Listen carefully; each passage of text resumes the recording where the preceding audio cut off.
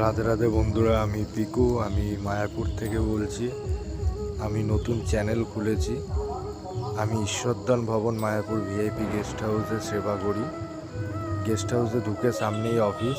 সব অফিসের কাজে বন্ধু বান্ধবেরা ব্যস্ত, দেখতেই পাচ্ছ। মধ্যে আমি একা দাঁড়িয়ে আছি অফিসের সামনে। ক্যাশ প্রভুর জন্য প্রসাদ আনতে যাবো। তো প্রভু চলে এসছে, এখন প্রসাদ আনতে যাবো গদায়।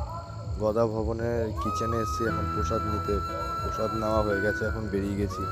এই যে হাতে হাতে আমরা নিজেরাই প্রসাদ রেডি করছি। এটা হচ্ছে আমাদের প্রসাদের